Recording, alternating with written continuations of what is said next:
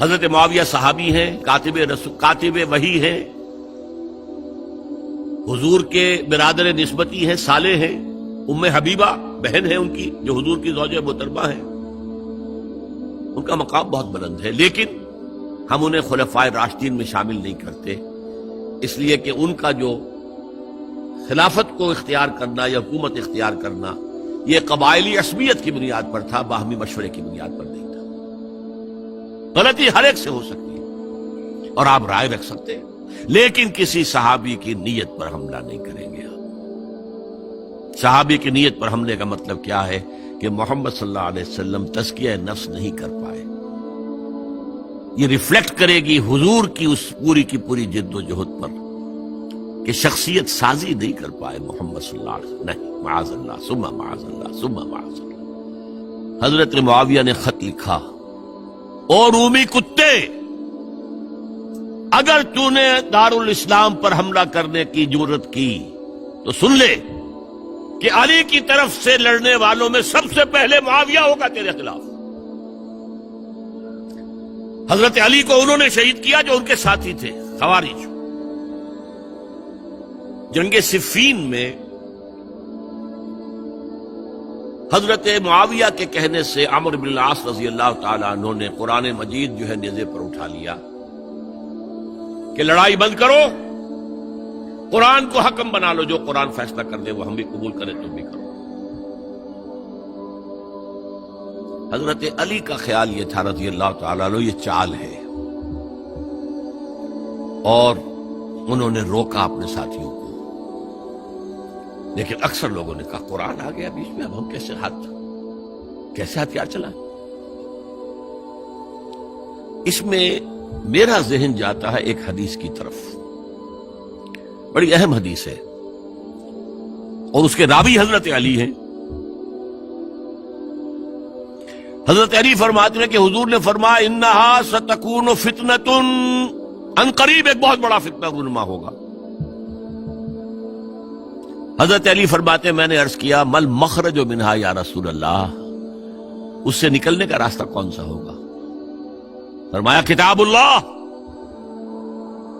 فیہ خبر ما قبلکم و نبأ ما بعدکم و حکم ما بینکم، اس قرآن میں تم سے پہلے لوگوں کی خبریں موجود ہیں، بعد آنے والوں کے حالات موجود ہیں، اور تمہارے درمیان جو اختلافات بھی پیدا ہوں گے ان کا حل موجود ہے۔ تو کیسے نہ مانتے ہیں مسلمان؟ قرآن کو حکم بنایا جا رہا۔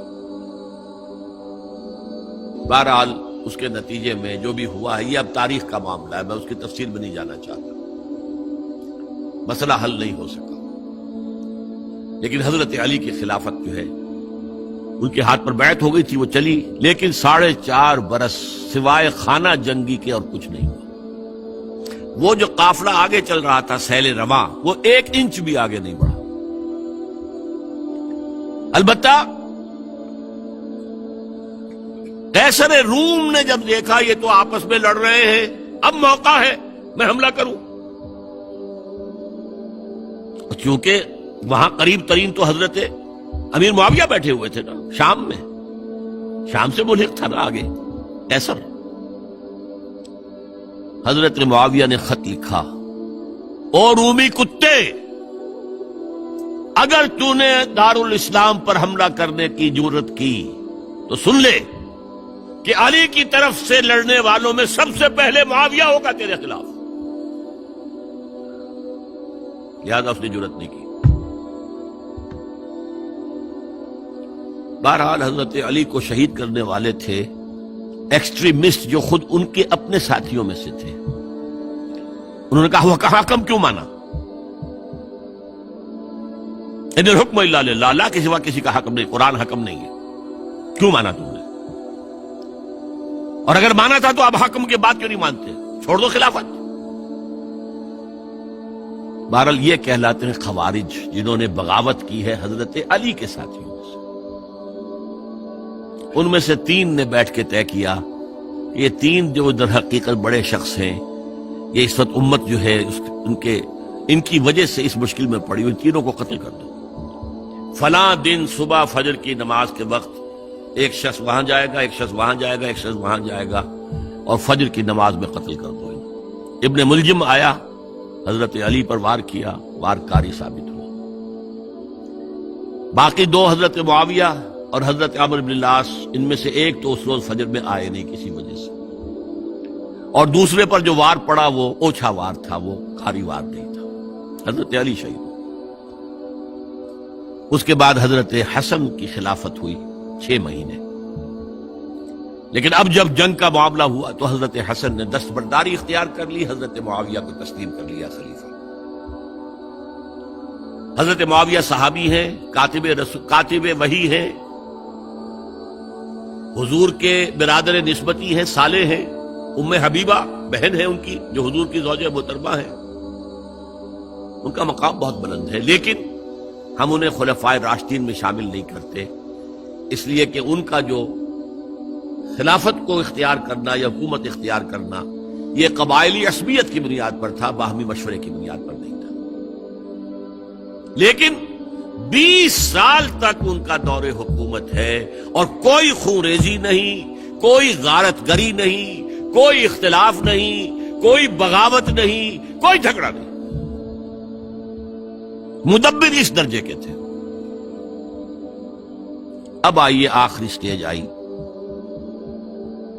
حضرت معاویہ کو مشورہ دیا گیا، مغیرہ ابن شعبہ ایک بزرگ صحابی تھے، کہ دیکھیے جناب امیر، مسلمانوں میں اختلاف ہوا، 4.5 سال 5 سال خانہ جنگی رہی، اب اگر پھر معاملہ آپ کے انتقال کے بعد ایسے ہی چھوٹ گیا تو اختلافات ہوں گے، جھگڑے ہوں گے، مختلف دعوے دار سامنے آئیں گے، جنگیں ہوں گی، پھر دوبارہ جو ہے فساد ہو جائے گا۔ آپ کسی کو نامزد کر دیجیے، اور پھر مشورہ دیا اپنے بیٹے یزید کو نامزد کر دیجیے۔ حضرت معاویہ ریلیکٹنٹ رہے، لیکن اس کے بعد انہوں نے مان لیا اور فیصلہ کر لیا۔ یہاں میں چاہتا ہوں کہ بات سمجھ لیں اچھی طرح، اس معاملے میں اگر آپ حضرت معاویہ کی نیت پر شک کریں گے تو مجھے آپ کے ایمان پر شک ہو جائے گا۔ نیت پر نہیں، غلطی ہو سکتی ہے، صحابی ہیں، نیت غلط نہیں تھی، نیت کیا تھی؟ اور میں سمجھتا ہوں 100% درست تھی کہ اب اتنا پانی گزر چکا ہے پل کے نیچے سے وقت کے دریا میں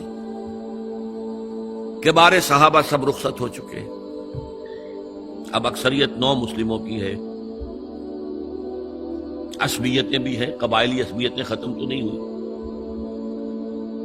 لہذا جب تک کوئی قبائلی عصبیت پیچھے نہیں ہوگی حکومت کے، حکومت نہیں چل سکے گی۔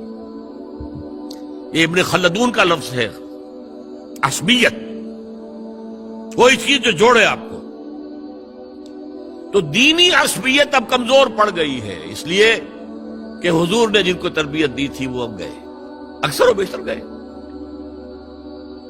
اب اگر ایسے ہی چھوڑ دیا گیا اور کوئی قبائلی عصبیت پشت پر نہ آئی تو پھر خانہ جنگی ہوگی، 5 سال تک ہوئی۔ اس بنا پر انہوں نے اسے صحیح سمجھا۔ آپ اختلاف کر سکتے ہیں، صحابہ کی رائے سے اختلاف ہو سکتا ہے، لیکن آپ ان کی نیت پر شک نہیں کر سکتے۔ بہرحال واقعہ کیا ہے تاریخی اعتبار سے کہ یہ 10ویں سال میں نامزد کر دیا یزید کو اپنے بعد خلیفہ کے لیے، ولی عہد۔ اس وقت تقریباً سب نے بات مان لی سوائے 5 افراد کے۔ وہ 5 افراد بہت اہم تھے، بہت۔ ابو بکر اہم ترین آدمی تھے، ان کے بیٹے عبد الرحمن ابن ابو بکر۔ عمر نمبر 2 تھے، عبداللہ ابن عمر۔ زبیر عبداللہ ابن زبیر۔ عباس عبداللہ ابن عباس، اور حسین ابن علی۔ حضرت حسن کا انتقال ہو گیا۔ اہل تشیع کا کہنا یہ کہ زہر دیا گیا، واللہ اعلم، میں کچھ نہیں کہہ سکتا۔ میں کوئی تاریخ کا محقق اس معنی میں نہیں، میں موٹی موٹی باتیں جانتا ہوں۔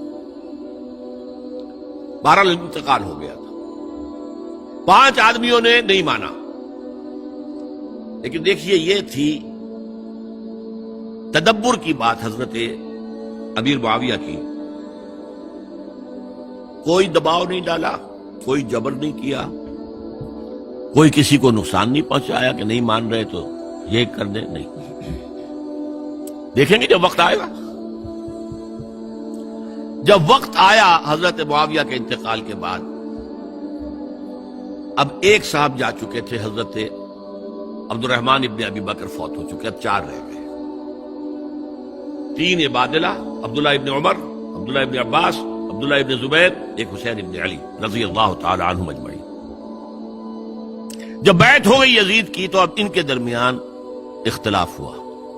یہ بات اچھی طرح سمجھ لیجئے، تاریخی حقائق، موٹے حقائق کو چھوڑ کر باریکیوں میں جب پڑھتے ہیں تو معاملہ غلط ہو جاتا ہے۔ موٹے حقائق کو سمجھیے، 2 ایک طرف ہو گئے، 2 ایک طرف ہو گئے۔ عبداللہ ابن عباس کی رائے ہوئی کہ اگرچہ یہ غلط کام ہوا ہے، یہ قیصر و کسریٰ کی سنت پر عمل ہو رہا ہے، لیکن یہ ایسی بڑی بات نہیں ہے کہ خون ریزی شروع کر دی جائے اور امن و امان ختم ہو جائے۔ یہی بات عبداللہ ابن عمر کی ہو گئی، یہ 2 تو یکجا ہو گئے۔ مصلحت کہہ لیں جو بھی سمجھے، لیکن نیت پر حملہ نہیں کر سکیں گے آپ۔ دیانتاً انہوں نے یہ سمجھا کہ اب جب کہ ہو گیا معاملہ تو ٹھیک ہے۔ حرام مطلق تو کہیں نہیں لکھا ہوا قرآن کے اندر کہ بیٹا نہیں ہو سکتا، کہیں نہیں لکھا ہوا۔ بہرحال ان 2 کی رائے یہ ہوئی کہ اگرچہ کام غلط ہے لیکن اتنا غلط نہیں ہے کہ اس کو چیلنج کیا جائے اور اس سے جو ہے خانہ جنگی شروع ہو جائے اور فساد شروع ہو جائے۔ 2 کی رائے یہ ہوئی کہ نہیں، we have to challenge it come what میں۔ عبداللہ ابن زبیر، حسین ابن علی رضی اللہ تعالی عنہما یا عنہم، تو یہ 2 علیحدہ۔ ان 2 میں اب اختلاف ہوا۔ عبداللہ ابن زبیر کی رائے یہ تھی کہ یہی مقیم رہو مکے میں، حجاز میں، مکے اور مدینے میں، یہاں سے ریزسٹنس موومنٹ ہم شروع کریں گے، کیونکہ یزید کی خلافت تو دمشق میں تھی، بہت دور۔ حضرت حسین کو خطوط آ رہے تھے کوفے سے، کوفہ حضرت علی کا صدر مقام رہا تھا، اور جن سبائیوں نے فتنہ پیدا کیا تھا حضرت عثمان کے خلاف وہ بھی وہیں آباد تھے۔ انہوں نے خطوط کا تاطا باندھ دیا، آپ آئیے ہم آپ سے بیعت کریں گے اور کھڑے ہوں گے اور مقابلہ کریں گے اور اس یزید کی حکومت ختم کریں گے۔ ڈاک کے تھیلے بھرے ہوئے حضرت حسین نے فیصلہ کیا کوفے جانے کا، بہت روکا۔ عبداللہ ابن عباس بہت ان سے بزرگ تھے عمر میں، اور ویسے بھی ایک اعتبار سے نانا تھے، ایک اعتبار سے پڑدادا تھے۔ حضرت عبداللہ ابن عباس حضور کے چچا زاد بھائی تھے تو نانا ہو گئے کہ نہیں؟ حضور نانا تھے کہ نہیں؟ اور حضور کے چچا تھے حضرت عباس، ان کے بیٹے ہیں۔ تو اس اعتبار سے حضرت علی رضی اللہ تعالیٰ عنہ کے کیا ہو گئے؟ چچا۔ بہرحال میں کچھ گڑبڑ کر رہا ہوں اس وقت۔ وہ دوڑتے جا رہے تھے کہ حسین خدا کے لیے مت جاؤ، خدا کے لیے مت جاؤ، یہ کوفی تمہارا ساتھ نہیں دیں گے، الکوفی لا یوفی، کوفی وفا نہیں کرتا وعدہ، اور خدا کے لیے اگر جانا ہے اپنے گھر والوں کو یہاں چھوڑ دو۔ بس حضرت حسین پر رضی اللہ تعالی عنہ جو ایک کیفیت تھی، انہوں نے سب باتوں کو نظر انداز کیا۔ وہاں ہزاروں لوگوں نے مسلم بن عقیل جو حضرت حسین کے نمائندے کی حیثیت سے پہلے گئے تھے، ان کے ہاتھوں پر بیعت کیا، وہ خطوط آ رہے تو اور بھی بات پختہ ہو گئی۔ ابھی راستے ہی میں تھے کہ پتہ چلا کہ ابن سیاد گورنر بن کر آیا ہے، اور اس نے جو وہاں پر تشدد کیا ہے اور ڈنڈا برسایا ہے، سب بیعت توڑ کے گھروں میں چھپ گئے، اور مسلم بن عقیل جو ہیں وہ بے یار و مددگار شہید بھی کر دیے گئے۔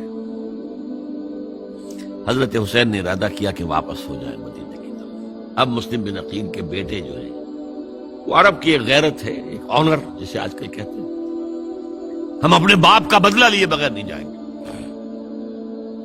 اور حضرت حسین کی شرافت اور مروت، یہ لوگ میرے ساتھ آئے تھے نا، میرا ساتھ دے رہے تھے، اب میں ان کا ساتھ کیسے چھوڑوں؟ بہرحال وہ حادثہ فاجعہ ہو کر رہا، اور اس میں سب سے بڑا سبب جو بنا ہے وہ میں چاہتا ہوں جس کی طرف کسی کی نگاہ نہیں گئی۔ افسوس یہ ہے کہ میرا اس پر جو کتابچہ ہے سانحہ کربلا وہ آؤٹ آف پرنٹ تھا، کوشش تھی کہ آج یہاں وہ پیش کیا جاتا، مختصر ترین، لیکن آپ دیکھیں گے کہ کلیئر ہو جاتی ہے ہسٹری۔ دو کتابچے ہیں، شہید مظلوم، میرے نزدیک مظلوم ترین شہید حضرت عثمان رضی اللہ تعالی عنہ، اور سانحہ کربلا، بہت بڑا سانحہ، اس میں کوئی شک نہیں۔ حضرت حسین کے صبر اور مثابرت اور استقلال اور شجاعت یہ مثالی ہیں تاریخ کے اندر۔ اپنے سامنے جو ہے اپنے ایک ایک کر کے چراغ گل ہو رہے ہیں، خاندان سارا ختم ہو رہا ہے، شیر خوار بچے شہید ہو رہے ہیں۔ وہ تو ایک بچہ بیمار تھا، حضرت علی بن حسین زین العابدین رحمت اللہ علیہ، وہ بچا ہے۔ لیکن اصل میں شرافت اور مروت جو ہے وہ بسا اوقات اپنی شرافت کی وجہ سے مار کھا جاتی ہے۔ حضرت حسین سے میرے نزدیک یہ ایک اسٹریٹجک مسٹیک ہوئی کہ جب کوفیوں کا لشکر سامنے تھا تو وہاں کھڑے ہو کر ایک ایک کا نام لے گا، فلاں ابن فلاں، کیا تم نے مجھے خط نہیں لکھا تھا؟ اے فلاں ابن فلاں، کیا تم نے مجھے خط نہیں لکھا تھا؟ سب کے راز فاش کر رہے ہیں، اور دیکھو یہ میرے پاس یہ تھیلے بھرے ہوئے تمہارے خطوں کے موجود ہیں، تم نے مجھے بلایا اور میں آیا۔ یہ بات تھی جس کی بنا پر اب ان کے لیے کوئی چارہ نہیں تھا کہ انہیں شہید کر دیں، ورنہ تو یہ ہمارا بھانڈا پھوڑ دیں گے جا کر یزید کے پاس، تو ہماری کھالیں کھنچ جائیں گی۔ یہی وجہ ہے کہ حضرت حسین نے 3 آفرز کی، مجھے واپس مدینے جانے دو، نہیں، مجھے یزید کے پاس جانے دو، نہیں، مجھے کہیں اسلامی سرحد پر بھیج دو، میں وہاں پر کافروں سے جنگ کرتے ہوئے زندگی ختم کر لوں گا، نہیں، ہیئر اینڈ ناؤ بیٹھ کرو۔ یہ حضرت حسین کی شرافت، غیرت، حمیت، مروت اس کے خلاف تھا، لہذا انہیں شہید کیا گیا، اور پھر خیموں کو آگ لگائی گئی۔ یہ نوٹ کیجئے کیوں لگائی گئی۔ اگر تو یہ غصے اور انتقام میں اور وینجینس میں ہوتا تو حضرت علی بن حسین زین العابدین کو بھی شہید کرنا چاہیے تھا، نہیں کیا۔ اگر یہ اس طرح کا معاملہ ہوتا تو خواتین کی بے حرمتی ہوتی، نہیں ہوئی۔ یہ خیمے کیوں جلائے؟ تاکہ وہ جو ایویڈنس ہے وہ ختم ہو جائے، ہمارے خلاف یہ جو ڈاکومنٹری پروف لیے پھر رہے ہیں، خیمے جلیں گے اور یہ تھیلے بھی جل جائیں گے اور یہ خود بھی جل جائیں گے اور ہم بچ جائیں گے۔ یہ ہے میرا تجزیہ۔ بہرحال اس میں کوئی شک نہیں کہ تاریخ انسانی کے عظیم حوادث میں سے وہ ہے، اور میرے نزدیک حضرت حسین رضی اللہ تعالیٰ عنہ کا اختلاف کر سکتا ہے، جو چاہے کرے، حضرت حسین سے اختلاف کرے اور اتفاق کرے حضرت عبداللہ ابن عمر، عبداللہ ابن عباس کے ساتھ، تب بھی ٹھیک ہے، اور اگر حضرت عبداللہ ابن عباس اور عبداللہ ابن عمر سے اتفاق کرے اور حضرت حسین ان سے اختلاف کرے، تب بھی شک ہے۔ معصوم کوئی نہیں، ہمارے نزدیک معصومیت خاصہ نبوت ہے، نبوت ختم ہوئی حضور پر، معصومیت ختم ہوئی، غلطی ہر ایک سے ہو سکتی ہے اور آپ رائے رکھ سکتے ہیں، لیکن کسی صحابی کی نیت پر حملہ نہیں کریں گے۔ صحابی کی نیت پر حملے کا مطلب کیا ہے کہ محمد صلی اللہ علیہ وسلم تزکیہ نفس نہیں کر پائے، یہ ریفلیکٹ کرے گی حضور کی اس پوری کی پوری جد و جہد پر کہ شخصیت سازی نہیں کر پائے محمد صلی اللہ علیہ وسلم، نہیں، معاذ اللہ ثم معاذ اللہ ثم معاذ اللہ۔ بہرحال یہ ہے تاریخ کے اعتبار سے ہمارے ہاں جو عظیم ترین ذی الحج کے مہینے میں حضرت عثمان شہید ہوئے تھے، 28 ذی الحج کو حضرت عمر پر حملہ ہوا تھا، 1 محرم کو ان کی شہادت ہوئی تھی، 10 محرم کو یہ سانحہ کربلا پیش آیا تھا۔ یہ ہماری اس ابتدائی تاریخ کے اہم لینڈ مارکس سے جنہیں ہم شہادت کے نام سے جانتے ہیں.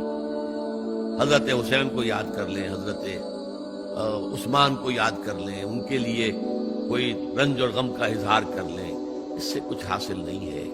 حاصل تو یہ ہے کہ شہادت علی الناس کی تیاری کیجیے.